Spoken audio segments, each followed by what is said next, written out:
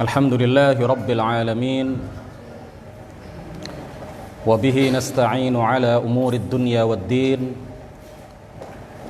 Wassalatu wassalamu ala sayyidina Muhammadin al-amin Wa ala alihi wa sahbihi at-tayyibin at-tahirin Rabbi shrah li sadri wa yassir li amri wa thabbitni ala al-iman Allahumma la sahla illa ma ja'altahu sahla وأنت يا حي يا قيوم تجعل الحزن إذا شئت سهلا أما بعد إلى أشرف النبيين محمد رسول الله صلى الله عليه وسلم وآله وذريته وأزواجه وأهل بيته الكرام وإلى أرواح إخوانه من الأنبياء والمرسلين والصحابة والتابعين والأولياء الصالحين والعلماء العاملين والملائكة المقربين والمجاهدين في سبيل رب العالمين وإلى المصنفين المخلصين ونخص خصوصا إلى سلطان الأولياء الشيخ عبد القادر الجيلاني والإمام أحمد الرفاعي الكبير ومصنف هذا الكتاب وإلى أرواح المسلمين والمسلمات والمؤمنين والمؤمنات من مشارق الأرض إلى مغاربها برها وبحرها خصوصا آباءنا وأمهاتنا وأجدادنا وجداتنا ومشايخنا ومشايخ مشايخنا وأساتذتنا وأساتذة أساتذتنا ونخص خصوصا إلى شيخ مشايخنا الشيخ محمد هاشم أشعري والشيخ عبد الوهاب حسب الله والشيخ بصري شنصوري والشيخ عبد العزيز مشهوري والشيخ عبد المهيمن نور وسائر مشايخنا وأساتذتنا ونخص خصوصا وبنية التوفيق والتيسير وبنية قضاء جميع الحاجات والديون وبنية الشفاء والنصر على الأعداء وقبول الدعاء ونيل كل سول ورؤية الرسول وشفاعة الرسول ومرافقة الرسول في الآخرة ولرضاء الله الفاتحة أعوذ بالله من الشيطان الرجيم بسم الله الرحمن الرحيم الحمد لله رب العالمين الرحمن الرحيم مالك يوم الدين إياك نعبد وإياك نستعين اهدنا الصراط المستقيم صراط الذين أنعمت عليهم غير المغضوب عليهم ولا الضالين آمين. Para pemirsa NU Online yang mudah-mudahan semuanya senantiasa mendapatkan limpahan taufik, rahmah serta hidayah dari Allah Subhanahu wa taala. Kembali kita dalam pertemuan kali ini mengkaji kitab kecil yang penuh manfaat, kitab yang menjelaskan tentang dasar-dasar akidah ahli sunnati wal jamaah. Malam ini insya Allah kita akan menjelaskan tentang beriman kepada malaikat, mengenal karakteristik malaikat, dan mengenal tugas-tugas masing-masing dari malaikat yang nantinya akan disebutkan nama mereka satu persatu sesuai dengan urutan bait nazam di dalam kitab Aqidatul Awam. Kita sedikit mengulang apa yang telah kita bahas dalam pertemuan sebelumnya, karena dalam pertemuan sebelumnya ada gangguan audio, suaranya kurang jelas. Oleh karena itu kita mengulang pembahasan yang telah kita sampaikan pada pertemuan sebelumnya. Pada pertemuan sebelumnya kita membahas mulai bait nazam ke-20. Qala al-muallifu rahimahullahu taala wa nafa'ana bihi wa bi'ulumihi wa amaddana bi amdadihi wa afadha alaina min barakatihi amin. Alaihimus salatu wassalamu wa alihim madamatil ayyamu. Alaihim, atas para nabi tersebut yang telah disebutkan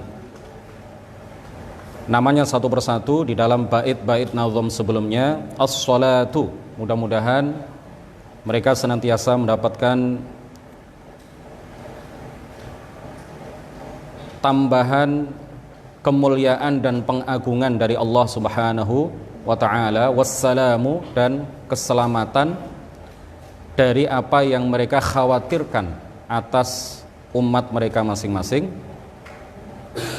Makna sholawat sudah kita bahas pada pertemuan-pertemuan awal, tepatnya pada bait nazam ketiga dan keempat. Makna as-shalah itu apa, makna as-salam itu apa. Kemudian kami juga waktu itu menceritakan tentang barokah sholawat, kisah yang menjelaskan kepada kita sekalian mengenai barokah membaca sholawat, kemudian juga fadilah membaca sholawat, keutamaan-keutamaan apabila kita memperbanyak sholawat pada hari Jumat dan juga malam Jumat. Ini semuanya sudah kita bahas pada bait nazam ke-3 dan ke-4. Wa alihim madamatil ayyamu, dan mudah-mudahan sholawat serta salam juga tercurah kepada al mereka. Mengenai al ini juga sudah pernah kita bahas. Artinya maknanya ada dua. Jika dikatakan alun nabi, maka maknanya ada dua. Makna yang pertama sebagaimana yang sudah kita sampaikan adalah aqribauhul mu'minun, kerabat-kerabat Nabi yang mukmin, istri-istri Nabi yang mukmin, paman-paman Nabi yang mukmin, bibik-bibik Nabi yang mukmin, kemudian putra-putri, anak cucu Nabi yang mukmin. Kemudian jika dikatakan al, bisa juga berarti atba'uhu al-atqiya, para pengikut Nabi yang bertakwa. Madamatil ayyamu, selamanya. Mudah-mudahan Allah Subhanahu wa taala alaihimus salatu wassalamu wa alihim madamatil ayyamu. Mudah-mudahan Allah Subhanahu wa taala selamanya menganugerahkan, mencurahkan salawat serta salamnya kepada mereka dan al mereka. Selanjutnya kita akan masuk dalam pembahasan tentang iman kepada para malaikat. Qala al-muallif rahimahullah, wal malakul ladzi bila abin wa la akla la syurba wa la nauma lahum. Tafsilu 'ashrin minhum Jibrilu, Mikalu, Israfilu, Azrailu atau Izrailu. Munkar nakirun wa raqibun wa kadza, atidun malikun wa rid wa nuhtada. Wal malakul ladzi bila abin wa malaikat yang tidak berayah dan tidak beribu, la akla la syurba wa la nauma lahum, mereka tidak makan, tidak minum dan tidak tidur. Tidak seperti kita. Kita berayah, kita beribu, kita makan, kita minum, kita tidur. Berarti kita ini bukan kita bukan malaikat. Kita yang bukan malaikat diciptakan oleh Allah Subhanahu wa taala, bisa benar, bisa salah. Malaikat tidak pernah durhaka kepada Allah. Malaikat diciptakan oleh Allah Subhanahu wa taala dan mereka tidak pernah membangkang apa yang Allah perintahkan kepada mereka. Mereka selalu taat terhadap apapun yang Allah perintahkan kepada mereka. Al-malak. Al-malak itu adalah mufrad dari kata al-malaikah. Jadi kalau dalam bahasa Indonesia, kalau kita mengatakan malaikat ya. Kalau kita mengatakan malaikat satu kali itu artinya malaikat satu. Satu malaikat. Kalau kita ingin mengatakan banyak malaikat, malaikat yang banyak, berarti kita jamakkan, kita ubah menjadi bentuk plural dengan mengulang kata malaikat sebanyak 2 kali. Malaikat-malaikat itu berarti malaikat banyak dalam bahasa Indonesia. Tapi kalau dalam bahasa Arab, satu malaikat itu bahasa Arabnya apa? Al-malak. Al-malak, satu malaikat. Kalau malaikat-malaikat al-malaikah. Allah Subhanahu wa taala menciptakan para malaikat dari cahaya, tanpa perantara ayah, tanpa perantara ibu. Wajib bagi kita sekalian beriman dengan malaikat, dan mereka adalah ajsamun nuraniyatun dzawu arwahin. Mereka adalah ajsam, mereka adalah makhluk yang merupakan benda ya, tetapi benda yang tidak bisa dipegang oleh tangan. Dalam asal penciptaan mereka, karena mereka adalah makhluk yang diciptakan oleh Allah dari cahaya, maka mereka tidak bisa dipegang, tidak bisa disentuh oleh tangan. Jadi di antara seluruh makhluk itu ada di antaranya yang al-ajsam al-kathifah dan ada yang al-ajsam al-latifah. Ada al-jismul kathif, ada al-jismul latif. Al-jismul kathif itu adalah benda yang memiliki bentuk, memiliki ukuran yang bisa dipegang oleh tangan. Seperti siapa? Seperti apa? Dan seperti siapa? Seperti manusia, seperti bebatuan, pepohonan, dan lain sebagainya. Kemudian ada lagi makhluk itu yang berupa al-ajsam al-latifah, al-jismul latif. Benda yang tidak bisa dipegang oleh tangan. Benda punya bentuk, punya ukuran, tetapi tidak bisa dipegang oleh tangan. Latifah, latif, ya. Salah satu artinya adalah tidak bisa dipegang oleh tangan. Seperti siapa? Seperti apa? Seperti jin dalam bentuk aslinya. Seperti malaikat dalam bentuk aslinya. Itu mereka tidak bisa dipegang oleh tangan. Saat ini kita berada di majelis ilmu. Rasulullah Shallallahu Alaihi Wasallam menjelaskan kepada kita bahwa malaikat itu hadir di majelis-majelis ilmu. Malaikat hadir di majelis-majelis zikir. Malaikat hadir di majelis-majelis yang dibahas di dalamnya ilmu agama yang bertujuan untuk mengingat Allah Subhanahu wa Ta'ala. Tetapi kita tidak melihat malaikat. Kita juga tidak bisa memegang malaikat. Kita juga tidak bisa salaman dengan malaikat. Seandainya sampean mengetahui di sini ada malaikat, ya. Seandainya sampean melihat adanya malaikat di majelis kita ini, mungkin saya akan dicuekin. Gak ada yang melihat saya, semuanya melihat kepada malaikat. Wah, saya duduk dengan malaikat. Di sini juga ada malaikat. Ya, alangkah bahagianya seandainya kita melihat malaikat, salaman dengan malaikat, berbicara dengan malaikat. Ya, tetapi malaikat yang Allah ciptakan ini tidak bisa dipegang oleh tangan karena mereka dalam bentuk asalnya, dalam bentuk aslinya mereka tidak bisa dipegang oleh tangan dan nggak bisa dilihat. Dan tidak bisa dilihat oleh orang kebanyakan. Hanya orang-orang tertentu yang diberi anugerah oleh Allah Subhanahu wa Ta'ala yang bisa melihat malaikat atau yang bisa berjumpa dengan malaikat. Mereka juga punya ruh, dzawu arwah. Mereka adalah makhluk-makhluk Allah yang diciptakan dengan ruh. Laisu dzukuran wala inathan. Mereka bukan laki-laki, bukan perempuan. Kalau ada yang nyeletuk berarti waria, itu kesimpulan yang salah.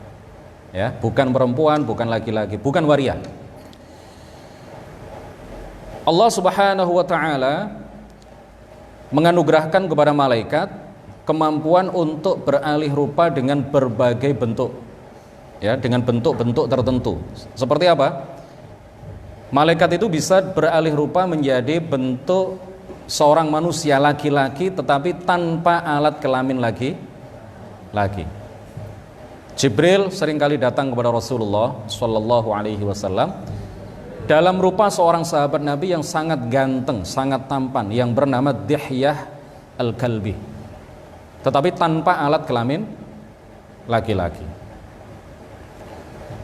Allah Subhanahu wa Ta'ala juga menjadikan para malaikat memiliki kemampuan untuk beralih rupa menjadi bentuk binatang-binatang tertentu. Seperti apa? Qattairil kabir, seperti bentuk burung yang besar. Wa ba'dil hayawanat al-muhtaramah kal ibili. Malaikat juga diberi kemampuan untuk beralih rupa dalam bentuk binatang-binatang lain selain burung yang besar. Seperti apa? Kal ibili, seperti onta. Ya, seperti onta. Tapi malaikat itu tidak akan beralih rupa menjadi kalajengking misalkan ya, atau ular, enggak. Ya. Tidak akan. Ya, karena ini adalah binatang-binatang yang ghair muhtaramah. Binatang-binatang yang dianjurkan bagi kita untuk membunuhnya. Malaikat tidak akan beralih rupa menjadi bentuk binatang-binatang yang kita dianjurkan untuk membunuhnya. Tidak. Ya. Di dalam sebuah athar, suatu ketika salah satu pemuka kafir Quraisy, Abu Jahal, akhadha hajaran fi sabah wa jalasa li Rasulillah sallallahu alaihi wasallam yantadhiruhu. Duduk di suatu pagi sambil membawa sebongkah batu yang besar. Dia mengintai Rasulullah Shallallahu Alaihi Wasallam. Dia ada rencana begitu Rasulullah datang, maka dia akan melemparkan batu yang sudah dia siapkan ini ke jasad mulia baginda Rasulullah Shallallahu Alaihi Wasallam. Wa ghada Rasulullah Shallallahu Alaihi Wasallam kama kana yaghdu. Kemudian Rasulullah datang sebagaimana hari-hari biasa. Wa kana idza shalla bainar ruknaini al-yamani wal hajaril aswad wa yaj'alul ka'bata bainahu wa bainasy Syam. Lalu Rasulullah salat. Beliau kalau salat pada waktu itu menjadikan rukun Yamani dan rukun Hajar Aswad, sudut yang di situ disebut ar-ruknul Yamani dengan sudut yang ada di Hajar Aswad itu beliau jadikan tempat untuk sholat. Sholatnya di situ menjadikan daerah Syam, daratan Syam itu antara beliau dengan antara Ka'bah. Berarti beliau pada waktu itu sering melakukan sholat di mana? Antara sudut Hajar Aswad dengan sudut rukun Yamani dan menghadap ke arah Syam, menghadap ke arah utara. Di situ Rasulullah biasa sholat ketika itu. Nah, Abu Jahal tahu kebiasaan Rasulullah sholat di tempat itu. Abu Jahal kemudian mengintai Rasulullah Shallallahu Alaihi Wasallam. Begitu datang, dia berencana akan melemparkan sebongkah batu yang sangat besar yang sudah dia siapkan sebelumnya ke jasad mulia baginda Rasul Shallallahu Alaihi Wasallam. Waqad qa'adat Quraisyun fi andiyatihim yantadhiruna ma Abu Jahlin fa'il. Kemudian para pemuka kafir Quraisy mereka sudah menunggu di tempatnya masing-masing, di tempat yang biasa mereka jadikan sebagai tempat mangkal, ya, tempat tempat ngobrol mereka, tempat pertemuan mereka. Mereka menunggu apa ini yang akan dilakukan oleh Abu Jahal kepada Muhammad. Falamma sajada Rasulullah sallallahu alaihi wasallam ihtamala Abu Jahlin al-hajara thumma aqbala nahwahu hatta idza dana minhu raja'a munhaziman muntaqi'an launuhu mar'uban qad yabisat yadahu 'alal hajar. Ketika Rasulullah sujud, maka kemudian Abu Jahal menyiapkan bongkahan batu yang sudah disiapkan sebelumnya itu, diambil, dibawa menuju ke Rasulullah Shallallahu Alaihi Wasallam. Niatnya dia adalah ngeblekno watu iki mang, menjatuhkan batu ini ke jasad mulia baginda Rasulullah Shallallahu Alaihi Wasallam. Setelah dia mendekat kepada Rasulullah, dia ketakutan. Dilihat oleh orang-orang kafir Quraisy yang melihat apa yang dikerjakan oleh Abu Jahal itu. Dia seperti orang ketakutan. Bukan seperti, ya, memang dia ketakutan. Ya, kemudian tangannya tidak bisa bergerak. Batu yang ada di tangannya juga tidak bisa dia lemparkan. Lalu apa yang terjadi kemudian? Faqadzafal hajaru an yadihi, kemudian dia menjatuhkan batunya, tidak jadi dia lempar ke jasad mulia baginda Rasulullah sallallahu alaihi wasallam. Wa qama ilaihi rijalu Quraisy wa qalu lahu, para pemuka kafir Quraisy kemudian mendekati Abu Jahal. Apa yang terjadi wahai Abu Jahal? Malaka ya Abul Hakam. Ya, salah satu kunyah Abu Jahal adalah Abul Hakam. Qala, dia bercerita, Abu Jahal bercerita, qumtu ilaihi li af'ala bihi ma qultu lakum al-barihah. Saya tadi ingin melakukan apa yang sudah saya rencanakan dan sudah saya sampaikan kepada kalian tadi malam. Saya ingin menjatuhkan batu ini ke jasad Muhammad. Falamma danautu minhu arada dunahu fahlun minal ibli. Kemudian ketika aku sudah mulai mendekat kepada Muhammad, ternyata antara aku dengan Muhammad dihalang-halangi oleh seekor unta jantan yang sangat besar. Dia mengatakan, wallahi, demi Allah, ma ra'aitu mithla hamatihi wala qasaratihi wala anyabihi. Saya tidak pernah melihat li fahlin qattu ya fahamma an yakulani. Saya tidak pernah melihat onta jantan yang memiliki kepala sebesar itu, yang memiliki leher sebesar itu, yang memiliki taring-taring sebesar itu. Fahamma an yakulani, dia ingin memakanku, dia ingin menerkamku. Qala Ibnu Abbas, fadzukira li anna Rasulullah sallallahu alaihi wasallam qala, dzaka Jibril law dana minhu la akhadahu.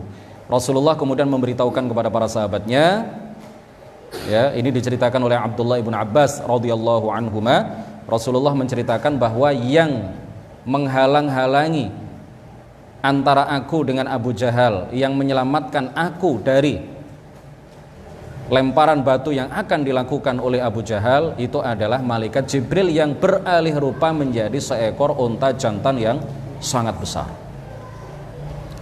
Laudana minhu la akhadahu, seandainya Abu Jahal mendekat kepada unta jantan yang merupakan jelmaan dari malaikat Jibril tadi, la akhadahu, niscaya unta itu akan membinasakan Abu Jahal. Niscaya unta itu akan meluluh lantakkan badan Abu Jahal. Kemudian ada beberapa hal yang penting yang berkaitan dengan malaikat.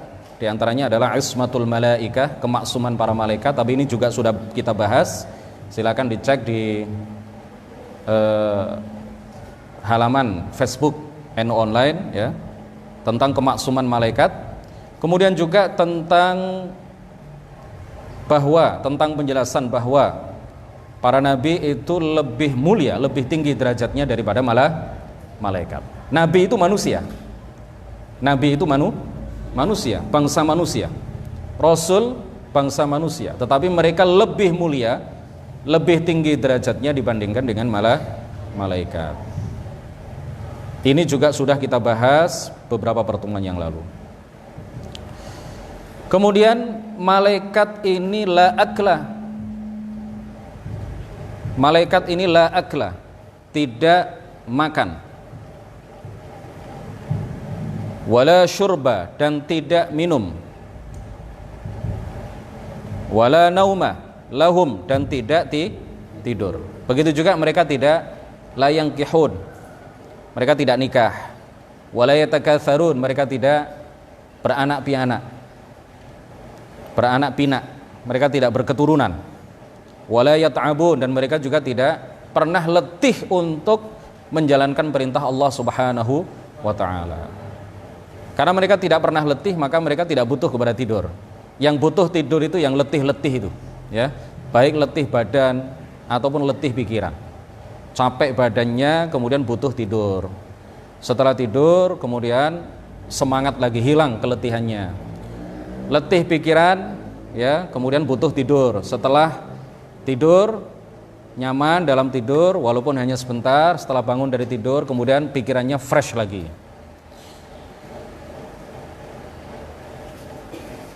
Allah Subhanahu wa taala tidak menjadikan pada diri mereka nafsu makan atau syahwatul akl, ya, syahwat untuk makan. Mereka adalah makhluk yang Allah ciptakan tidak memiliki syahwatul akl, syahwatul syurb, ya, tidak punya syahwat makan, tidak punya syahwat minum. Dan juga Allah Subhanahu wa taala lam yaj'alit ta'aba yasri ilaihim.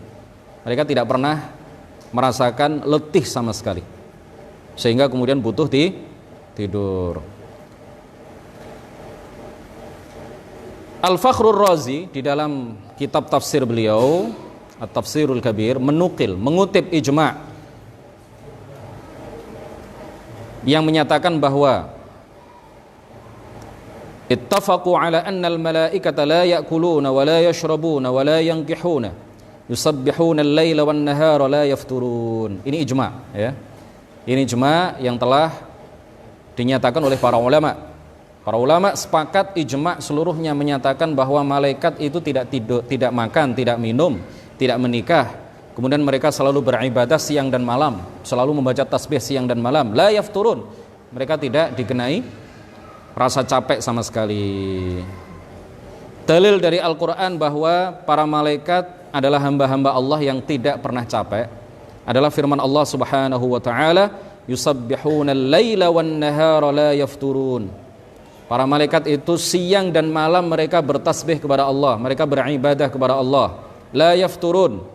Mereka tidak pernah capek, mereka tidak pernah letih. Bahkan mereka juga tidak pernah bosan, ya. Mereka tidak pernah dihinggapi rasa bosan. Jadi malaikat itu tidak seperti kita. Kita ini kalau melakukan aktivitas yang berulang-ulang terus, maka lama-kelamaan kita bosan, ya kan?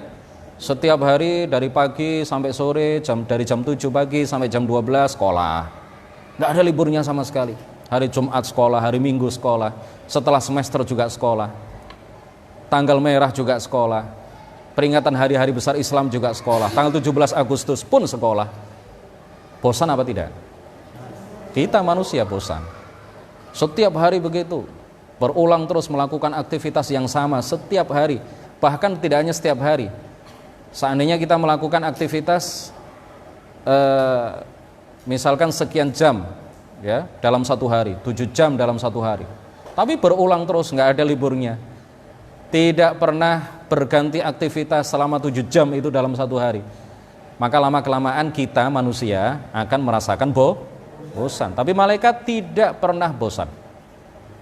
Aktivitas malaikat ya itu aja. Allah menjadikan mereka memiliki tugas-tugas tertentu yang diemban oleh mereka, dan apa yang mereka lakukan ya itu aja. Nggak ada malaikat itu yang kemudian bosan, ingin melakukan hal lain, ingin refreshing gitu, enggak. Ya, tidak sama dengan manusia. Kemudian ini kemarin minggu yang lalu sudah kita singgung juga bahwa tidak boleh kita mengatakan al-malaikatu a'wanullah sebagaimana yang disebutkan oleh Ibnu Taimiyah. Salah seorang yang sangat ditokohkan oleh orang-orang Wahabi menyebut bahwa al-malaikatu a'wanullah. Malaikat-malaikat itu adalah pembantu-pembantu Allah. Ini nggak boleh kita katakan. Tidak boleh. Dilarang kita mengatakan al-malaikatu a'wanullah. Kalau dikatakan bahwa al-malaikatu a'wanullah, malaikat-malaikat itu adalah pembantu-pembantu Allah Subhanahu wa taala, pelayan-pelayan Allah Subhanahu wa taala, itu artinya Allah butuh kepada malaikat. Padahal Allah tidak butuh kepada siapapun. Allah tidak butuh kepada apapun. Allah tidak butuh kepada malaikat. Allah tidak membutuhkan apapun. Allah tidak membutuhkan kepada siapapun. Fa innallaha ghaniyyun 'anil 'alamin. Maka sesungguhnya Allah Subhanahu wa taala tidak membutuhkan kepada alam semesta. Tafsilu 'ashrin minhum Jibrilu. Rincian yang 10 malaikat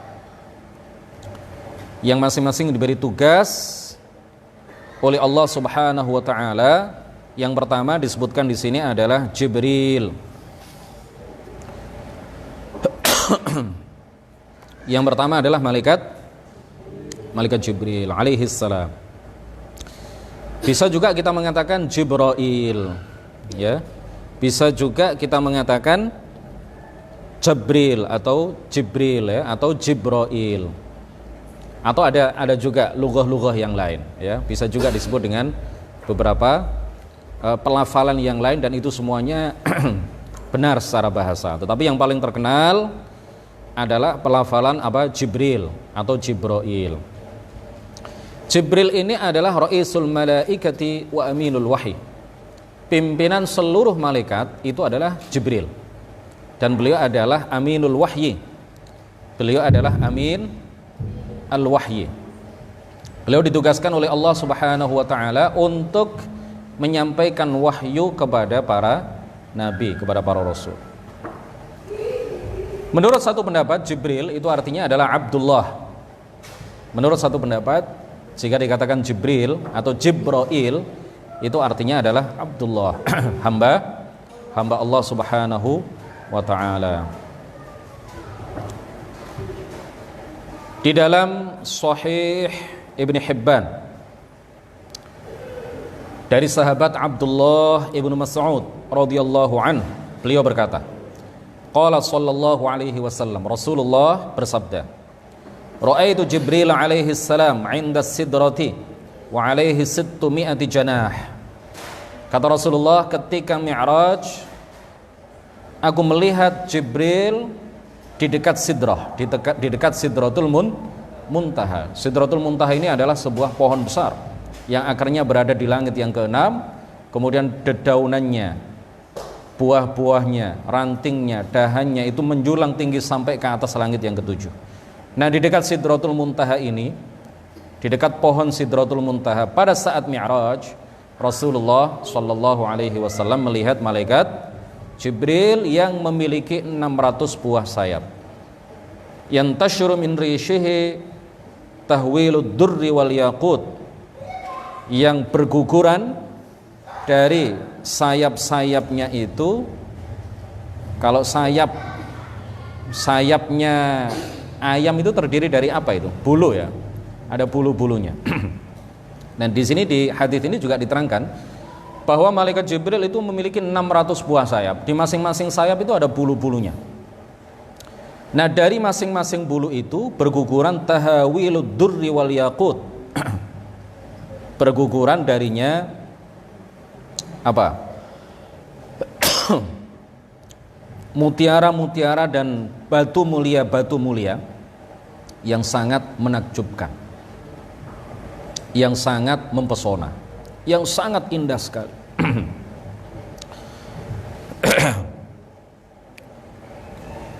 Kemudian di dalam sebuah hadis marfu' dari Ibnu Syihab bahwa Rasulullah Shallallahu Alaihi Wasallam suatu ketika beliau meminta Jibril untuk menampakkan bentuk aslinya. Suatu ketika Rasulullah memohon kepada Jibril untuk apa? Menampakkan di hadapan beliau bentuk aslinya.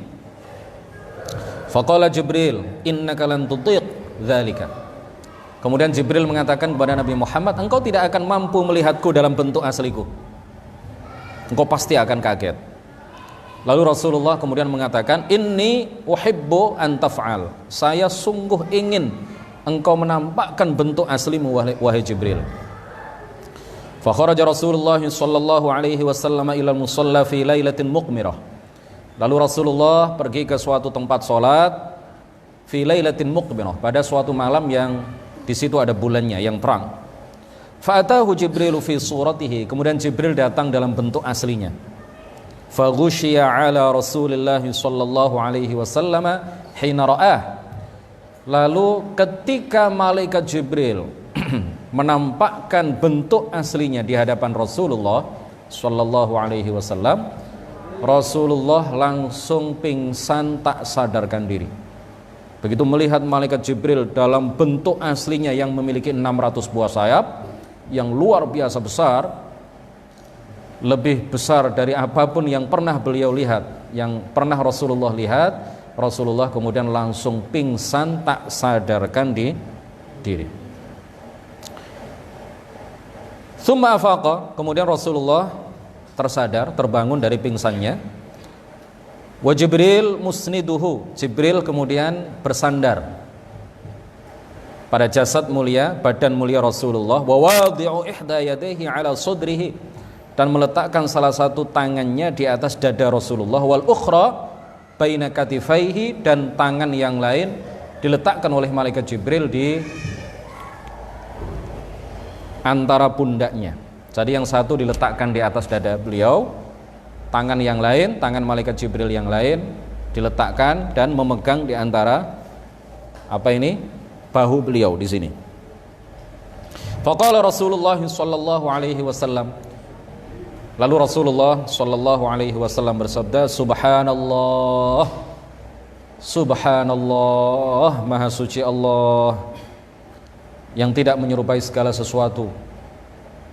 Ma kuntu ara anna syai'an minal khalqi hakadha. Saya tidak pernah mengira bahwa ada makhluk yang Allah ciptakan sebesar engkau wahai Jibril.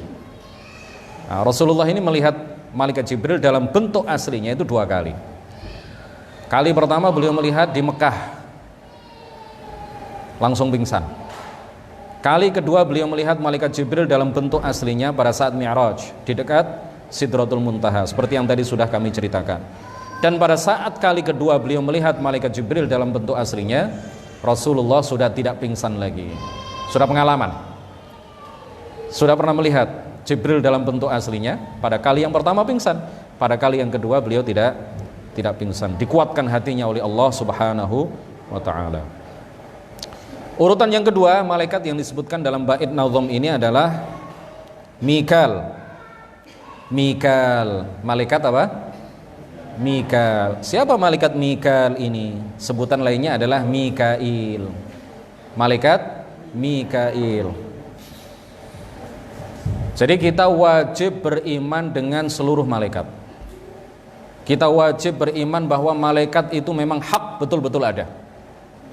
Tetapi kita tidak difardu'ainkan, tidak wajib atas masing-masing dari kita untuk menghafal nama-nama malaikat.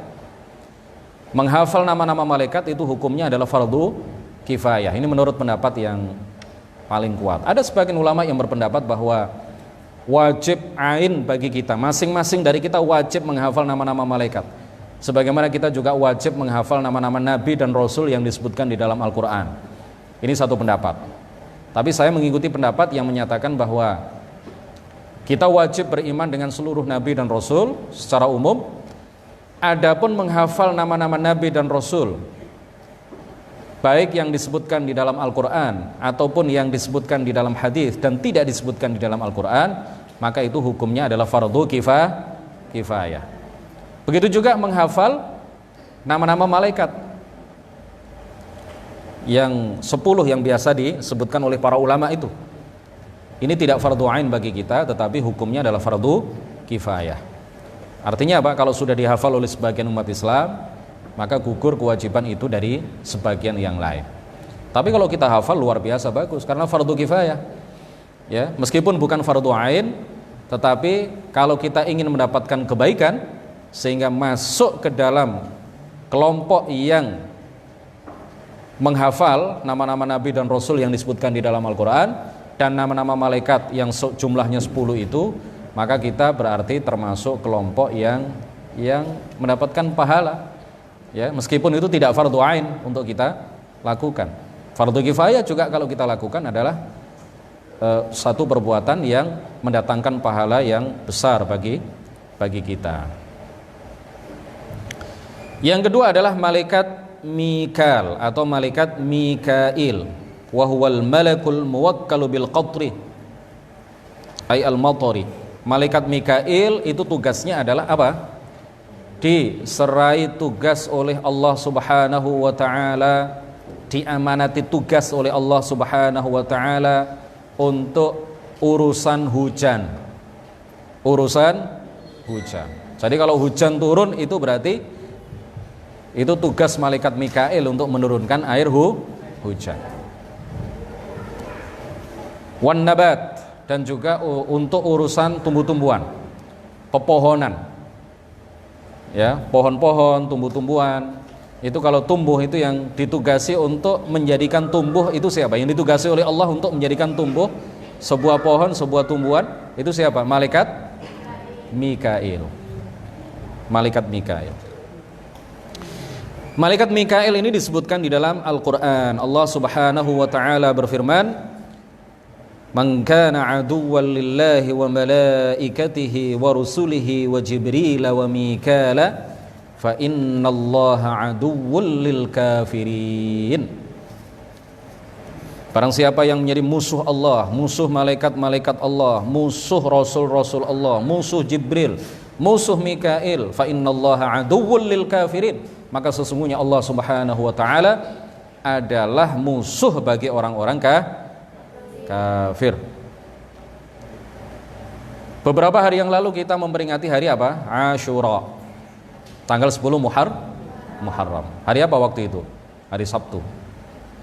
Ya, sekarang hari Selasa. Beberapa hari yang lalu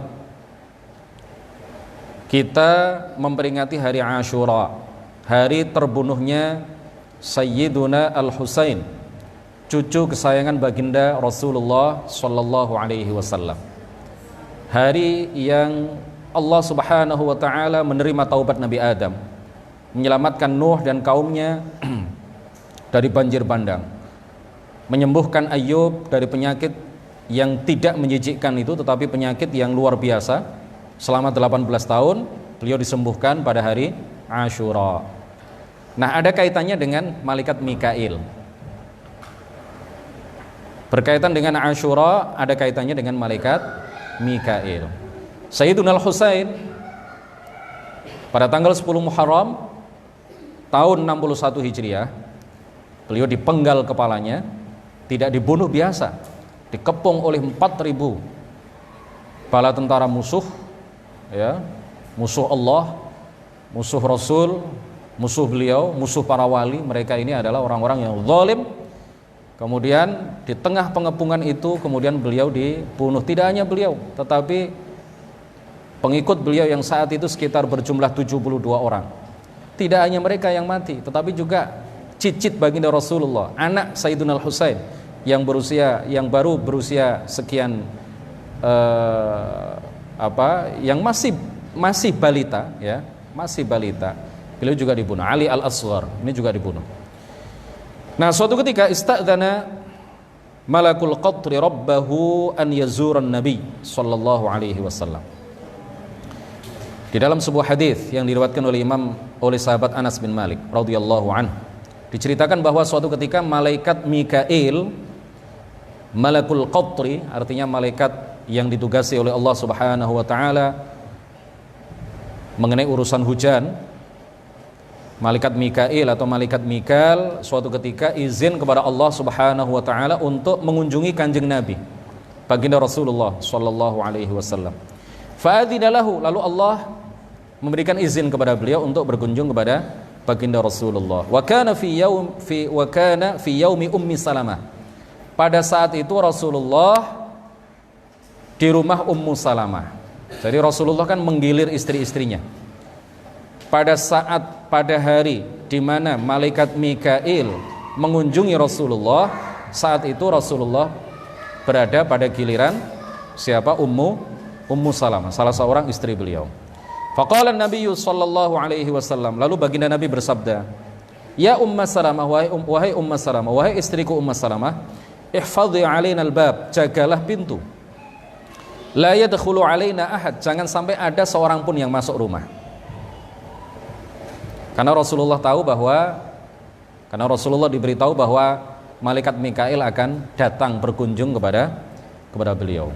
Qala, ya, periwayat hadis ini menceritakan, bainama hiya 'alal bab, ketika Ummu Salamah menjaga pintu, idja al-Husain bin Ali, tiba-tiba datang Sayyiduna Al-Husain bin Ali bin Abi Thalib, cucu dari baginda Rasulullah sallallahu alaihi wasallam. Faqtahamal baba, lalu Sayyidina Al-Husain yang masih kecil memaksa masuk ke rumah Ummu Salamah. Faja'ala an-nabiy sallallahu alaihi wasallam yaltazimuhu wa yuqabbiluhu, lalu Rasulullah sallallahu alaihi wasallam mendekap Sayyidina Al-Husain lalu menciumnya. Faqala al-malaku, lalu malaikat Mikail berkata, "Atuhibbuhu? Apakah engkau wahai Muhammad mencintai Husain?" Qala na'am. Baginda Rasulullah kemudian menjawab, "Ya, saya mencintainya." Qala, malaikat Mikail kemudian mengatakan, "Inna ummataka sataqtuluhu." Sesungguhnya umatmu sendiri akan membunuh Husain, akan membunuh cucumu. "In syi'ta araitukal makana alladhi taqtuluhu fi." Jika engkau mau, aku akan menunjukkan kepadamu, memperlihatkan kepadamu tanah tempat di mana Husain akan dibunuh oleh umatmu wahai Muhammad. Lalu Nabi Muhammad mengatakan, qala na'am, ya. Qala, periwayat hadis ini kemudian mengatakan, faqabada qabdatan minal makan alladhi qutila fihi fa'arahu faja'ahu bisahlatin aw turabin ahmar fa'akhadathu Ummu Salamah faja'alathu fi thawbiha. Lalu malaikat Mikail di tempat Ummu Salamah, di rumah Ummu Salamah, kemudian menjulurkan tangannya ke Karbala, ya, menjulurkan tangannya ke Irak. Pada waktu itu malaikat Mikail di mana? Di Madinah. Jarak antara Madinah dengan Irak dengan Karbala itu luar biasa jauh. Tapi malaikat itu kan dijadikan oleh Allah Subhanahu wa taala sebagai makhluk yang luar biasa. Malaikat Mikail di Madinah, di rumah Ummu Salamah, kemudian menjulurkan tangannya ke Karbala, ke tempat di mana Sayyiduna Al-Husain kelak pada tahun 61 Hijriah beliau akan dibunuh dan dipenggal kepalanya oleh orang-orang yang zalim. Kemudian malaikat Mikail mengambil segenggam tanah ya yang berada di Karbala di Irak, kemudian diperlihatkan kepada Rasulullah Shallallahu Alaihi Wasallam. Lalu Ummu Salamah mengambilnya dan memasukkannya ke dalam kantong di baju beliau. Kemudian yang ketiga, Israfil. Insya Allah akan kita lanjutkan pada hari Rabu besok di waktu yang sama. Insya Allah kita mulai jam 19 tepat.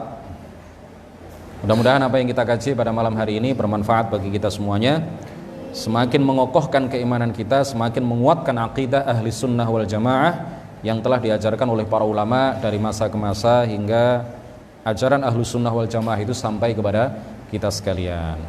Subhanakallahumma wa bihamdik, asyhadu an la ilaha illa anta, astaghfiruka wa atubu ilaik. La ilaha illallah.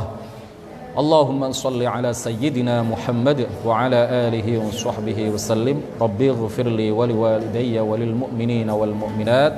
Rabbi fanfa'na. Sebentar.